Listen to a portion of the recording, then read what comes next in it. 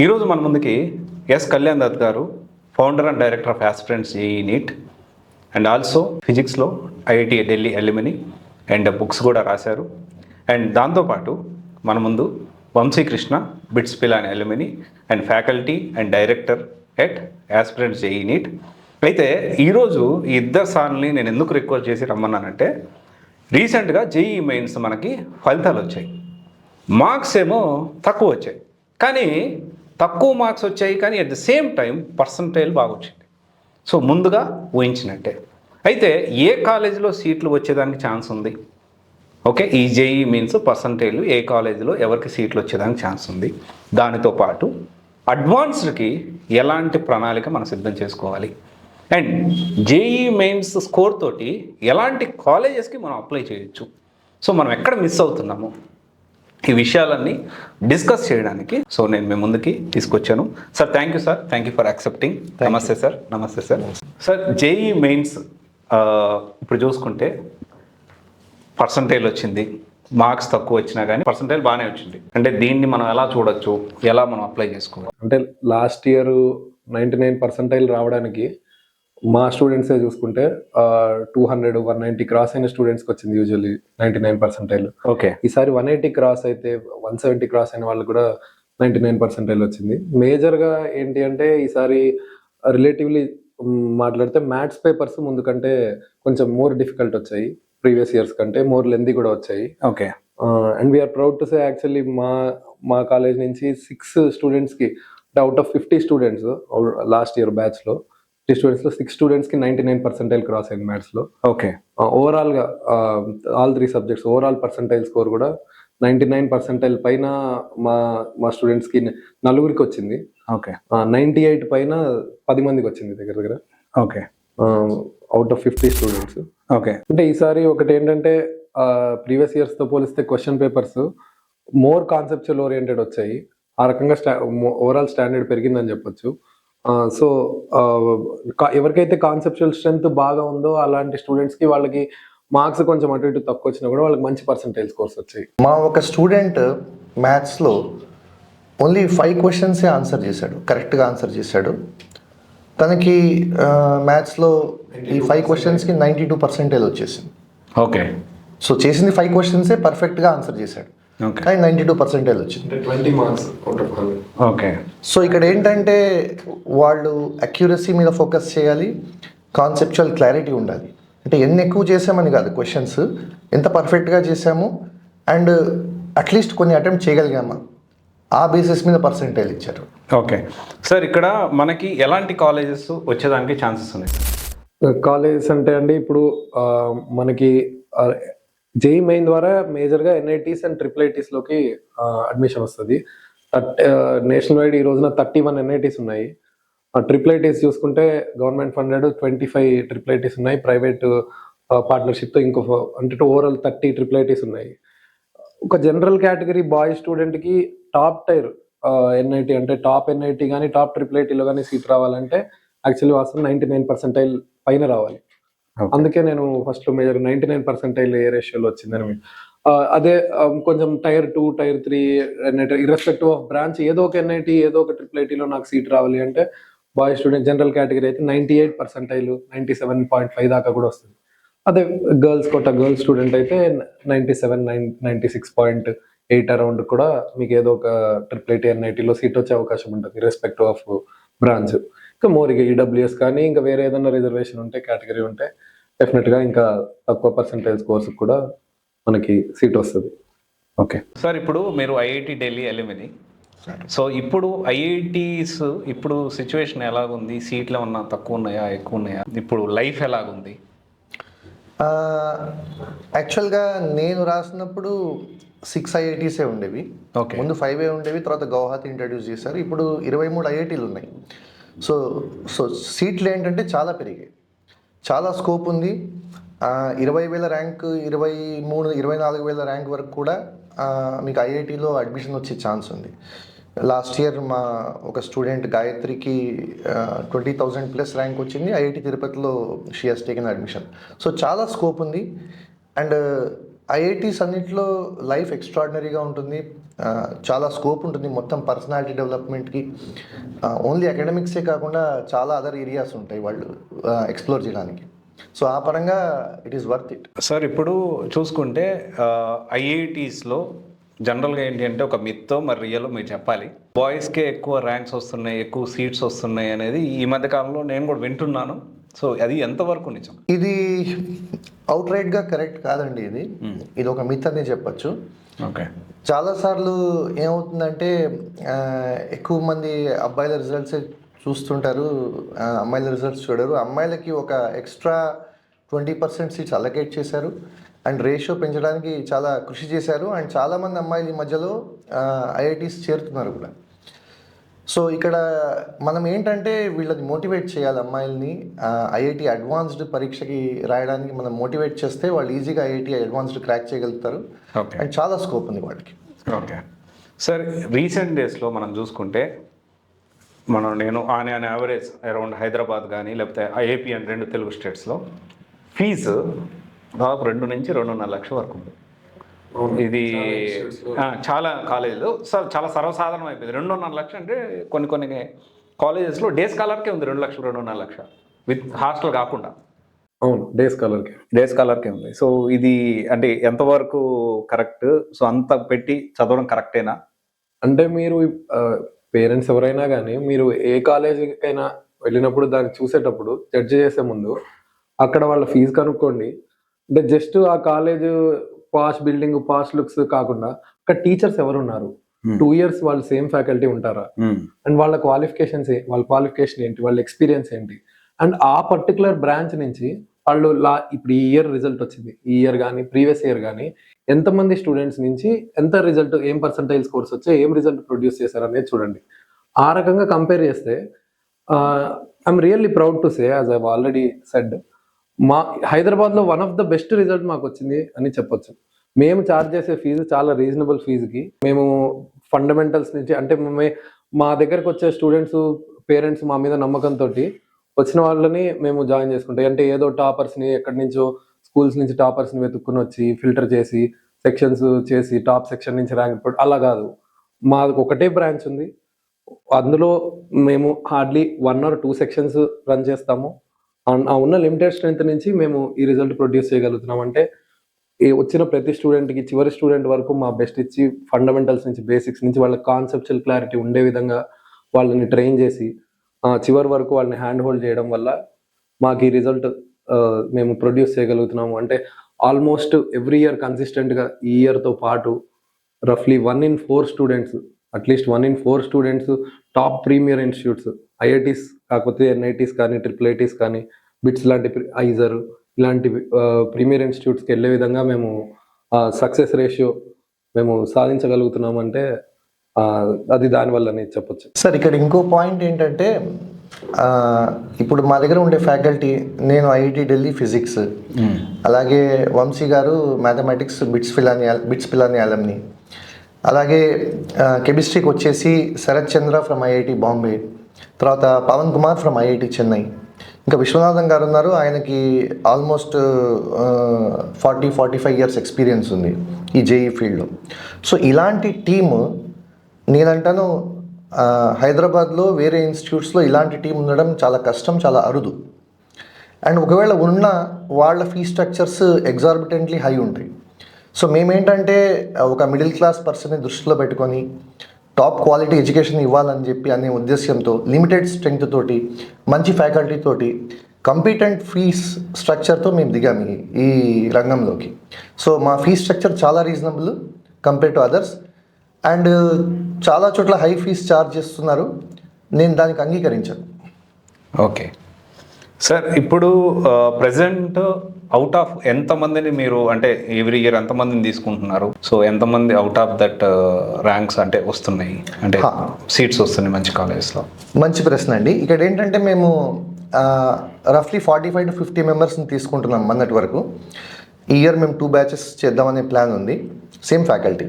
So కన్సిస్టెంట్గా last 6-7 years నుంచి కూడా 45 to 50 స్టూడెంట్స్లో నుంచి ఆల్మోస్ట్ 13 to 14 స్టూడెంట్స్కి జేఈ మెయిన్స్ ఆల్మోస్ట్ 90% అబవ్ వస్తుంది.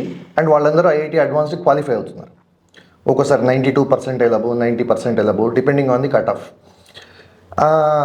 ఈసారి అండ్ ఆల్మోస్ట్ ఎవ్రీ ఇయర్ కూడా ఆన్ యావరేజ్ 4 to 5 స్టూడెంట్స్కి అబవ్ 99% వస్తుంది. ఏది 50 మెంబర్స్లో. చాలా చోట్ల ఏంటంటే కొన్ని ఇన్స్టిట్యూట్స్లో 300 మెంబర్స్ ఉన్నారు. ఆ బ్రాంచ్లో వాళ్ళకి ఒకటి కూడా 99 పైన లేదు. కొన్ని చోట్ల 300 మెంబర్స్లో ఇద్దరికి ఆర్ ముగ్గురికి 99 పైన ఉంది. అంటే మా రేషియో చూస్తే 50 మెంబర్స్లో almost 4 members or 4 to 5 members ఒక్కోసారి అబవ్ 99%. 98 పైన 10 మంది ఉన్నారు. ఇంకా 98, 97 కనుక మనం రంగంలో తీసుకుంటే మా వాళ్ళు చాలామంది ఎక్స్ట్రాడినరీగా సక్సెస్ అవుతున్నారు. సో ఇలాంటి సక్సెస్ రేట్ అంటే నా ఉద్దేశంలో, నా ఒపీనియన్ ఏంటంటే హైదరాబాద్లో మాకున్న సక్సెస్ రేట్ వేరే ఇన్స్టిట్యూట్స్లో నా పరంగా అయితే లేదు. ఓకే సార్, ఇప్పుడు జేఈ మెయిన్స్ రాశారు కదా సార్, పర్సంటేజ్ బాగానే వచ్చింది. సో మనం ఇక్కడ ఎలాంటి కాలేజెస్ సిమిలర్గా కానీ దాని స్కోర్ తోటి ఏ కాలేజ్ మనం అప్లై చేయడానికి అవకాశం ఉంటుంది? జేఈ మెయిన్స్తో ఎన్ఐటీస్ ఎలాగో అప్లై చేయొచ్చు మీరు. ఇది కాకుండా IIITs ఉన్నాయి. ఇది కాకుండా మన స్టేట్ లోకల్ తెలంగాణలో లోకల్ ఇంజనీరింగ్ కాలేజెస్లో కూడా బి కేటగిరీ కోటాలో మీరు వెళ్ళొచ్చు. ఓకే, అంటే 90% దాటిన వాళ్ళకి, 91% దాటిన వాళ్ళకి ఈ టాప్ ఎంసెట్ కాలేజెస్లో, సిబిఐటి, వాసవి అట్లాంటి కాలేజెస్లో వాళ్ళకంటే టోటల్ పేమెంట్ సీట్ కాకుండా, డొనేషన్ సీట్ కాకుండా పీ కేటగిరీ సీట్ అని వాళ్ళకి అడ్మిషన్ ఆఫర్ చేస్తారు. ఆ విధంగా కూడా వెళ్ళొచ్చు. అండ్ జేఈ మెయిన్ మీరు అడిగినట్టు ఎన్ఐటీస్, IIITs కాకుండా కొన్ని ఐజర్ ఇన్స్టిట్యూట్స్ అండ్ కొన్ని డీమ్డ్ యూనివర్సిటీస్ కూడా యాక్సెప్ట్ చేస్తాయి. అంటే ఐజర్లో సీట్లు ఎక్కువ లేవు కదా సార్, ఒకటే కాలేజీలో ఉన్నాయి కదా, అంటే బీటెక్ సీట్లు 7 ఐజర్ ఇన్స్టిట్యూట్ ఉన్నాయి sir, academic research institutes. Most of the college లో ఇప్పటి వరకు బిఎస్ ప్రోగ్రామే రన్ చేశారు, అంటే బ్యాచిలర్ ఇన్ సైన్స్. అది చాలా రెప్యూటెడ్ ప్రోగ్రామ్, రెప్యూటెడ్ కోర్సు. ఈ ఇయర్ కొత్తగా వన్ ఐజర్ ఇన్స్టిట్యూట్ లో అనుకుంటా they have introduced BTech courses also.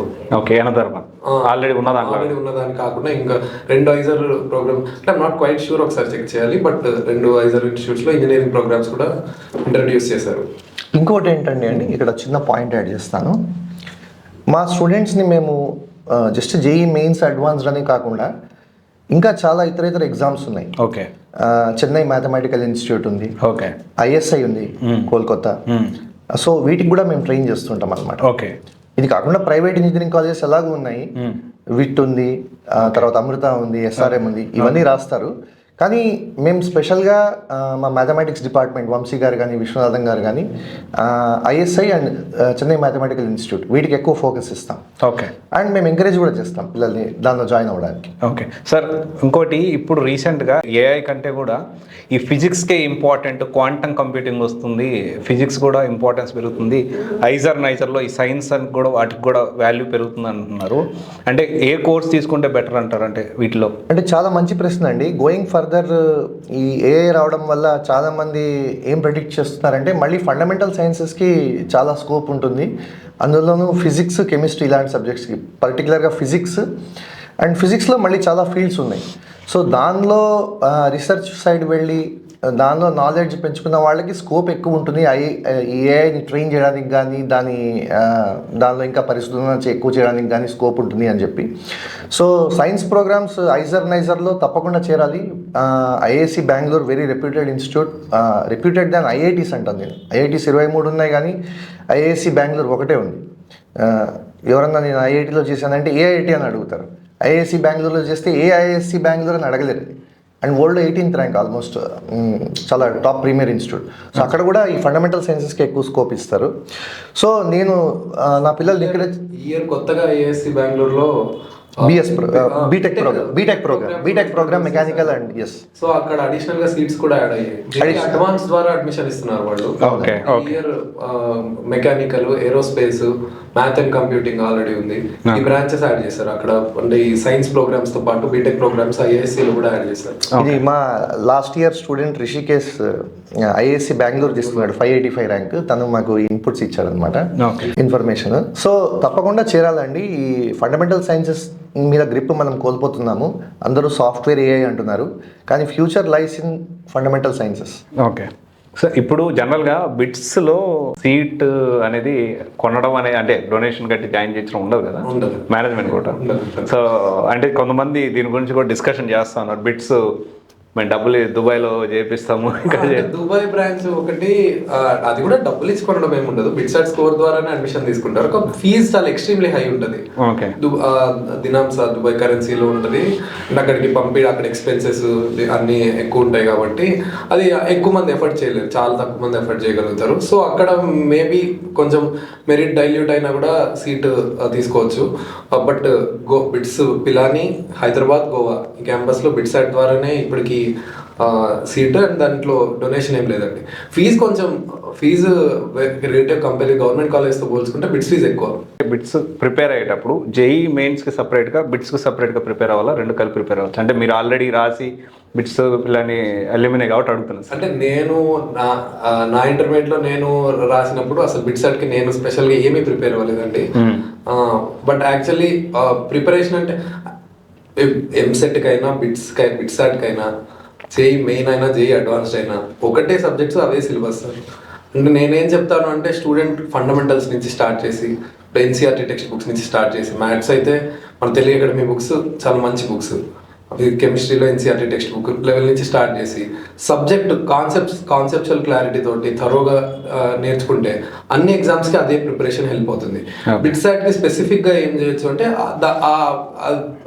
Every competitive ఎగ్జామ్కి క్వశ్చన్ పేపర్ ప్యాటర్న్ చేంజ్ అవుతుంది. Okay. Number of questions, timing అది చేంజ్ అవుతుంది. సో ఒకదాని నెగిటివ్ మార్కింగ్ ఉంటుంది, ఇప్పుడు ఎంసెట్లో నెగిటివ్ మార్కింగ్ ఉండదు, బిట్సాట్లో ఉంటుంది, నెంబర్ ఆఫ్ క్వశ్చన్స్ ఎక్కువ ఉంటాయి. సో ఆ మార్క్ టెస్ట్ రాస్తే ఒక 4-5 మార్క్ టెస్ట్, వీలైతే 10 మార్క్ టెస్ట్ రాస్తే బిట్సాట్ ఆ ఎక్స్పీరియన్స్ వస్తుంది బెటర్గా.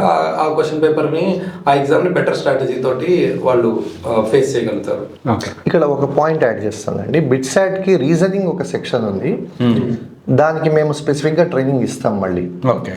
అది కాకుండా ఇంకా మ్యాథ్స్, ఫిజిక్స్, కెమిస్ట్రీ అయితే వాళ్ళు నేర్చుకున్నది సరిపోతుంది. ఓకే. సో ఇప్పుడు బిట్సాట్ లాంటి ఇంకేమేమి ఎగ్జామ్స్ ఉన్నాయి సార్? ఇప్పుడు జేఈ మెయిన్స్ అయిపోయింది, కమింగ్ డేస్లో ఏమేమి ఎగ్జామ్స్ ఉన్నాయి, ఎలా ప్రిపేర్ అవ్వాలి?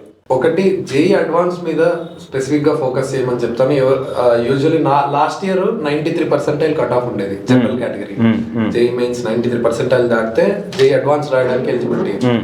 ఈ ఇయర్ కూడా రఫ్లీ ఒక పర్సెంటేజ్ అటు ఇటు అవ్వచ్చు, 92 అవ్వచ్చు, 94 అవ్వచ్చు. ఓకే. ఇంకా మనకి బట్ ఆల్ ద స్టూడెంట్స్ ఎవరికైతే జనరల్గా 93-94% దాటిందో వాళ్ళందరూ అడ్వాన్స్ మీద స్పెసిఫిక్గా ఫోకస్ చేయొచ్చు. లాస్ట్ వరకు ఫైట్ ఇవ్వమని అంటాను నేను, బెస్ట్ ఇవ్వమంటాను. ఎందుకంటే అడ్వాన్స్డ్ ఎగ్జామ్ ఎట్లాంటిదంటే అంత టైం రేస్ కాదు వేరే కాంపిటేటివ్ ఎగ్జామ్స్ లాగా. ఇప్పుడు 180 మార్క్స్ పేపర్ ఉంటుంది, పేపర్ 1, పేపర్ 2 ఈచ్ 180 మార్క్స్ ఉంటాయి. 360 మార్క్స్లో ఈవెన్ 40% స్కోర్ వచ్చిన, అంటే అరౌండ్ 140 మార్క్స్ 150 మార్క్స్ వస్తే very good IIT seat getting rank వస్తుంది. ఏది ఒక జనరల్ కేటగిరీ బాయ్ స్టూడెంట్కి. ఓకే. గర్ల్ స్టూడెంట్కి అయితే ఇంకా కొద్దిగా ఇందాక సార్ చెప్పినట్టు ఒక స్టూడెంట్ తను షీ గాట్ 110 మార్క్స్, రఫ్లీ 18,000-19,000 ర్యాంక్ వచ్చింది. ఈ రోజున 23 ఐఐటీలు ఉన్నాయి. ఓకే. చాలా మందికి తెలియదు. ఈ కొత్త ఐఐటీలు, ఇప్పుడు ఐఐటీ తిరుపతి ఇట్లాంటి ఐఐటీలో సీట్ రావడానికి 20,000 ర్యాంక్ వచ్చినా కూడా ఈ రోజున సీట్ వస్తుంది జనరల్ కేటగిరీ. దానికి ఒక 100-110 మార్క్స్ చాలు. అంటే ఇట్స్ లైక్ 1/3 మార్క్స్, 33% స్కోరు. ఇంకా కేటగిరీ రిజర్వేషన్ ఉంటే ఈడబ్ల్యూఎస్ కానీ వేరే రిజర్వేషన్ ఉంటే ఇంకా తక్కువ కూడా ఉంటాయి, subject wise cut off clear చేస్తూ. ఓకే. ఇంకా వేరే ఎగ్జామ్స్ అంటే అండి జేఈ బిట్సాట్ కాకుండా ఈ డీమ్డ్ యూనివర్సిటీస్ ఎంట్రన్స్ ఎగ్జామ్స్ అన్నీ ఉంటాయి. బిట్ కానీ, అమృత కానీ, మణిపాల్ కానీ, ఇవన్నీ మంచి ఇన్స్టిట్యూట్స్. ఈవెన్ ఎంసెట్ కాలేజెస్లో టాప్ టైర్ కాలేజెస్, ఇప్పుడు ఉస్మానియా యూనివర్సిటీ కానీ, జేఎన్టీయూ కానీ, అవి మంచి క్యాంపసెస్. అండ్ సిబిఐటి, వాసవి ఇవి ఉంటాయి. సియుఈటి ఒక ఎగ్జామ్ ఉందండి, అంటే ప్యూర్ సైన్సెస్ ఇంట్రెస్ట్ ఉన్న వాళ్ళు ఇందాక సార్ చెప్పినట్టు టైజర్ లాంటి ఇన్స్టిట్యూట్స్, నైజర్ కానీ, సియుఈటి రాస్తే సెంట్రల్ యూనివర్సిటీస్, జిఎఫ్టిఐ కాలేజ్ మర్చిపోయానండి. జేఈ మెయిన్ స్కోరు యాక్సెప్ట్ చేసే కాలేజ్లో జిఎఫ్టిఐ కాలేజ్ కూడా చాలా కాలేజ్ ఉన్నాయి. Okay. Government funded technical institutes. Okay. అన్ని మీ స్టూడెంట్స్కి గైడ్ చేస్తారా? చేస్తామండి. ఓకే. ఓకే. వాళ్ళకి కౌన్సిలింగ్ ప్రాసెస్లో ఎక్స్టెన్సివ్గా హెల్ప్ చేస్తాము. వాళ్ళకున్న వాళ్ళకున్న పర్సంటేజ్ స్కోర్కి, వాళ్ళకున్న ర్యాంక్కి ఏ కాలేజెస్లో వాళ్ళకి సీట్ వచ్చే అవకాశం ఉంది, వాళ్ళకున్న డిఫరెంట్ ఆపర్చునిటీస్ ఏంటి, ఇందులో బెస్ట్ పాసిబుల్ ఆప్షన్ వాళ్ళు చూస్ చేసుకోవడానికి డెఫినెట్గా హెల్ప్ చేస్తాం. ఇక్కడ ఒక చిన్న పాయింట్ యాడ్ చేస్తానండి. మా ఇన్స్టిట్యూట్ ట్రైనింగ్ మెథడాలజీ ఏంటంటే మెయిన్స్ అయిపోయిన తర్వాత అడ్వాన్స్డ్కి ప్రిపరేషన్ స్టార్ట్ చేయడం అనేది కాదు. మేము ఫస్ట్ నుంచి కూడా మా పిల్లల్ని సిస్టమేటిక్గా, కాన్సెప్చువల్గా అడ్వాన్స్డ్కి ట్రైన్ చేస్తూ వస్తాము. సో త్రూఅవుట్ ద 2 years వాళ్ళు అడ్వాన్స్డ్కి ట్రైన్ అవుతున్నారు. ఈ మెయిన్స్ ఎగ్జామ్ ఒక 1.5-2 months ముందర నుంచి ఈ మెయిన్స్ మాక్ టెస్ట్ రాస్తారు. మళ్ళీ సెకండ్ మెయిన్స్ కూడా ఈ మధ్యలో ఎప్పుడైతే IP intermediate public exam holidays ఉంటాయో అప్పుడు అడ్వాన్స్డ్కి మళ్ళీ ప్రిపేర్ అవుతుంటారు మా పిల్లలు. తర్వాత ఈ సెకండ్ మెయిన్స్ అయిపోయిన తర్వాత ఒక 1.5 months దొరుకుతుంది. అప్పుడు మళ్ళీ మేము వాళ్ళని అడ్వాన్స్డ్ ట్రైన్ చేస్తాం. సో ఈ అడ్వాన్స్డ్ ట్రైనింగ్ వరకు వచ్చేస్తే ఏంటంటే సిస్టమేటిక్గా 2 years కనుక చేస్తూ ఉంటే చాలా easy exam compare to mains also. ఎందుకంటే మెయిన్స్లో 99% దాటితే కానీ మనకి సీట్ రాదు టాప్ ఎన్ఐటీస్లో. అటువంటిది అడ్వాన్స్లో చాలామంది భయపడతారు, కానీ సిస్టమేటిక్గా ప్రిపేర్ అయ్యి కూర్చుంటే సార్ చెప్పినట్లు 110-120 మార్క్స్ కూడా మీకు ఐఐటీస్లో సీట్ వచ్చేస్తుంది. ఎగ్జాక్ట్లీ. ఓకే సార్, ఇప్పుడు ఫిజిక్స్, కెమిస్ట్రీ ఇయర్ చాలా టఫ్గా వచ్చింది అంటున్నారు కదా, అది ఎంతవరకు, అంటే ఏంటి, అది ఎంతవరకు నిజం? లేదు సార్, యాక్చువల్లీ మనకి ప్రీవియస్ ఇయర్స్ ఉన్న ట్రెండే ఇయర్ కూడా మోర్ ఆర్ లెస్ కంటిన్యూ అయిందని చెప్పొచ్చు. మీరు అన్నట్టు కొద్దిగా కాన్సెప్చువల్ డెప్త్ ఉన్న క్వశ్చన్స్ ఎక్కువ వచ్చాయి ఫిజిక్స్, కెమిస్ట్రీలో. బట్ రిలేటివ్లీ స్పీకింగ్ మ్యాథమెటిక్సే టఫర్ సైడ్ వచ్చింది సార్ ఈ ఇయర్ కూడా. యాక్చువల్లీ ప్రీవియస్ ఇయర్స్తో కంపేర్ చేస్తే ఇంకా మోర్ డిఫికల్ట్ వచ్చిందని కూడా చెప్పొచ్చు. మ్యాథ్స్ పేపర్ కొంచెం లెందీ ఇస్తున్నారు. ఫిజిక్స్, కెమిస్ట్రీయే ఇంకా స్కోరింగ్ సబ్జెక్ట్స్గా ఉన్నాయి నా ఒపీనియన్లో అయితే. అంటే మేము కాన్సెప్చువల్గా ట్రైన్ చేస్తాం కాబట్టి, అంటే it it self shows mathematics. అంటే ఐఎమ్ ఫిజిక్స్ టీచర్, బట్ 99% పైన తెచ్చారు మా దగ్గర మ్యాథ్స్లో. సో రిగరస్ ట్రైనింగ్ వెళ్తుంది, రిగరస్ ట్రైనింగ్ ఉంది మా దగ్గర maths side. And physics, chemistry కూడా మేము చాలా కాన్సెప్చువల్గా వెళ్తాము. సో ఈ టఫ్నెస్ అనేది జనరల్గా మా స్టూడెంట్స్ ఫీల్ కారంటారు. ఓకే సార్, ఇప్పుడు జేఈ అడ్వాన్స్కి ఎలా ప్రిపేర్ అవ్వాలి? ఇది చాలా మంచి ప్రశ్న అండి. ఫస్ట్ భయపడకూడదు. జేఈ అడ్వాన్స్డ్లో ఏంటంటే కాంపిటీషన్ చాలా తగ్గిపోతుంది. 1.5 to 2 lakhs మంది రాస్తారు. మెయిన్స్లో ఏంటంటే 15 lakhs వరకు రాస్తున్నారు. సో అది పాయింట్ నెంబర్ 1. రెండోది ఏంటంటే సబ్జెక్టివ్ క్వశ్చన్స్ చేయగలగాలి. క్వశ్చన్ మీద టైం ఉంటుంది, అంటే కూర్చొని ఆలోచించాలి ఆ క్వశ్చన్ మీద, దాని మీద స్ట్రగుల్ చేయాలి. ఆ ఓపిక ఉండాలి పిల్లవాడి దగ్గర. అండ్ అది రాకపోయినా డిసప్పాయింట్ అవ్వకూడదు, ఎందుకంటే చాలామందికి రాదు త్రూఅవుట్ ఇండియా రాసే వాళ్ళకి. సో సెలెక్ట్ చేసి మంచి క్వశ్చన్స్, దానిలో 120-130 మార్క్స్ వరకు అటెంప్ట్ చేసినా కానీ అడ్వాన్స్లో వచ్చేస్తుంది ర్యాంక్. తర్వాత మూడింటికి ఈక్వల్ ఇంపార్టెన్స్ ఇవ్వాలి, ఎందుకంటే ఇండివిజువల్ కట్ ఆఫ్స్ ఉంటాయి. మెయిన్స్లో వచ్చేసరికి మీకు ఏంటంటే ఒక సబ్జెక్ట్లో మీకు తక్కువైనా ఇబ్బంది లేదు, ఎందుకంటే ఓవరాల్ కట్ ఆఫ్ ఉంటుంది. అడ్వాన్స్డ్లో వచ్చేసరికి మీకు కెమిస్ట్రీలో సపరేట్ కట్ ఆఫ్ ఉంటుంది, ఫిజిక్స్లో సపరేట్ కట్ ఆఫ్, మ్యాథ్స్లో సపరేట్ కట్ ఆఫ్. కాబట్టి మీరు ఈక్వల్ ఇంపార్టెన్స్ ఇచ్చి మూడింటి మీద మీరు శ్రద్ధ పెట్టి మూడింటిని యావరేజ్గా చేయగలిగితే ఈజీగా అడ్వాన్స్లో స్కోర్ చేయగలుగుతారు. It is a matter of patience and deep thinking అండి, అంతే. ఓకే సార్, మీరు ఎలా ప్రిపేర్ చేస్తారు మరి? మేము స్టూడెంట్స్కి మళ్ళీ టఫ్ క్వశ్చన్స్ క్లాస్లో ఇస్తాం. వాళ్ళతో డిస్కస్ చేస్తాము, వాళ్ళ థాట్ ప్రాసెస్ ఏంటో చూస్తాము, వాళ్ళు ఎలా చేస్తున్నారు, ఏమైనా కాన్సెప్చువల్ ల్యాకింగ్ ఉందా, మళ్ళీ ఆ ఏరియాస్లో కాన్సెప్ట్ని క్లియర్ చేయడము. సో ఇలా ప్రతి టాపిక్లో. అండ్ కొన్ని ఇంపార్టెంట్ టాపిక్స్ కూడా ఉన్నాయి అడ్వాన్స్డ్లో ఎక్కువ ఫోకస్ చేసేవి. జామెట్రికల్ ఆప్టిక్స్ ఒక ఇంపార్టెంట్ ఏరియా, మోడర్న్ ఫిజిక్స్ ఒక ఇంపార్టెంట్ ఏరియా, థర్మోడైనమిక్స్లో every year on average 3 to 4 questions వస్తున్నాయి. సో ఇలా కొన్ని టాపిక్స్ ఉన్నాయి, వాటి మీద ఎక్కువ స్ట్రెస్ ఇస్తూ అలానే ఏది కూడా నెగ్లెక్ట్ చేయకుండా, ఎందుకంటే మల్టీ కాన్సెప్ట్ క్వశ్చన్స్ అనేవి జేఈ అడ్వాన్స్లో చాలా కామన్. అంటే థర్మోడైనమిక్స్ క్వశ్చన్లో ఒక మెకానిక్స్ కాన్సెప్ట్ని వాడు ఇంట్రడ్యూస్ చేసి మిక్స్ చేసేయగలుగుతాడు. కాబట్టి అన్నిటి మీద గ్రిప్ ఉండేటట్లు, అలాగే ఈ ఎక్కువ ఇంపార్టెంట్ టాపిక్స్ మీద స్ట్రెస్ చేస్తూ వీళ్ళది మేము ప్రిపేర్ చేస్తాము. చాలా మాక్ టెస్ట్ కండక్ట్ చేస్తాము, ఆ టెస్ట్ పేపర్ డిస్కషన్స్ ఉంటాయి, దాని in and around conceptual discussions ఉంటాయి. సో ఇవన్నీ చేసి వాళ్ళని థరో చేస్తామండి. ఓకే, కౌన్సిలింగ్ ప్రాసెస్లో మీరు ఏమైనా సపోర్ట్ చేస్తారా సార్? ఎప్పుడు ఎగ్జామ్ అప్లై చేయాలి ఏమైనా చెప్తారా? తప్పకుండా అండి. మా స్టూడెంట్స్ అందరికీ ఏంటంటే డిసెంబర్ వరకు మేము ఒక లిస్ట్ ఇచ్చేస్తాము, ఏ ఎగ్జామ్స్ ఉన్నాయి, ఏ డేట్స్లో ఉన్నాయి, వాటి ఫీ స్ట్రక్చర్ ఇవన్నీ కూడా ఇచ్చేస్తాం పిల్లలకి. అండ్ వాళ్ళ దగ్గర మొత్తం డేటా ఉంటుంది. సో వాళ్ళని ఫోర్స్ కూడా చేస్తాం, ఈ ఎగ్జామ్స్కి మీరు కంపల్సరీగా అప్లై చేయాలని. ఒక్కోసారి పిల్లలు వచ్చి మా దగ్గర ఏమో ఆపరేటరే హెల్ప్ చేస్తారు వాళ్ళకి ఆ అప్లికేషన్ ప్రాసెస్లో. మా అకౌంట్ నుంచే మేము పే చేసి వాళ్ళ నుంచి మళ్ళీ మేము మనీ తీసుకునే పరిస్థితులు కూడా వచ్చాయి మాకు. సో కంపల్సరీగా పిల్లలందరికీ మేము గైడెన్స్ ఇస్తాము. అన్ని ఎగ్జామ్స్ వాళ్ళని రాయమంటాం, ఎందుకంటే బ్యాకప్ ప్లాన్ ఉండాలి. ఒక ఎగ్జామ్లో రాకపోయినా కానీ, సక్సెస్ రాకపోయినా కానీ, ఇంకో ఎగ్జామ్లో వాడు సక్సీడ్ అవ్వాలి, ఇదే మా ఉద్దేశం. సో మా యాప్ మర్చిపోయారు. యాప్ ద్వారా ఎప్పటికప్పుడు నోటిఫికేషన్ వెళ్తుంది. మా దగ్గర ఒక యాప్ సిస్టమ్ ఉందండి. ఆ యాప్లో ఎప్పటికప్పుడు పిల్లలకి నోటిఫికేషన్ వెళ్తుంటుంది, పేరెంట్స్కి పిల్లలకి. సో వాళ్ళు దాన్ని చూసి వాళ్ళు ఏ ఎగ్జామ్కైనా అప్లై చేసుకోవచ్చు. ఇంకొకటి ఏంటంటే మేము ఒక ట్రాక్ పెట్టుకుంటాము, ఎవరెవరు అప్లై చేశారు, ఎవరు అప్లై చేయలేదు అని. అప్లై చేయని పిల్లల్ని కంపల్సరీగా ఫోర్స్ చేసి వాళ్ళ చేత అప్లై చేయిస్తాము. అండ్ అది వాళ్ళకి బెనిఫిట్ అవుతుంది. ఓకే. సో గైస్ చూశారు కదా, జేఈఈ మెయిన్స్ ఎవరైతే రాసి పర్సంటేజ్ మంచిగా వచ్చి అడ్వాన్స్కి ప్రిపేర్ అవుతున్నారో, ఫస్ట్ ఆఫ్ ఆల్ మంచి పర్సంటేజ్ వచ్చిన వాళ్ళకి కంగ్రాచులేషన్స్. రాని వాళ్ళు బాధపడాల్సిన అవసరం లేదు. మళ్ళీ అటెంప్ట్లో నెక్స్ట్ కమింగ్ డేస్లో వచ్చే జనవరిలో ఉంటుంది కదా, జాగ్రత్త ప్లాన్ చేసుకోండి, ఫోకస్డ్గా వెళ్ళండి. సో నెక్స్ట్ అడ్వాన్స్కి వెళ్ళేదానికి చాలా కాలేజెస్ ఉన్నాయి. మనం ఏంటంటే ఐఐటి ఎన్ఐటి లేకపోతే ఎంసెట్ అలా కాకుండా చాలా మల్టిపుల్ ఆప్షన్స్ ఉన్నాయి. సో మీరు ఎక్కడైతే కాలేజీలో జాయిన్ అయ్యారో వాళ్ళని అడగండి. ఒకవేళ వాళ్ళు కొంచెం చెప్తే ఓకే, చెప్పకపోయినా మీరు అడగండి, సార్ ఇంకేంటి అని పర్సనల్గా మీరు టీచర్ని కొంచెం ఫాలోఅప్ చేస్తే వాళ్ళు ఖచ్చితంగా చెప్తారు. ఏ కాలేజ్ అయినా అది నేను స్ట్రాంగ్లీ బిలీవ్ చేస్తాను. సో అడిగి ఏంటి, ఏ కాలేజీలు ఎలా అప్లై చేసుకోవచ్చు అని ప్లాన్ చేసుకొని సో ముందుకెళ్ళండి. All the best. Thank you sir. Thank you అండి. Thank you sir.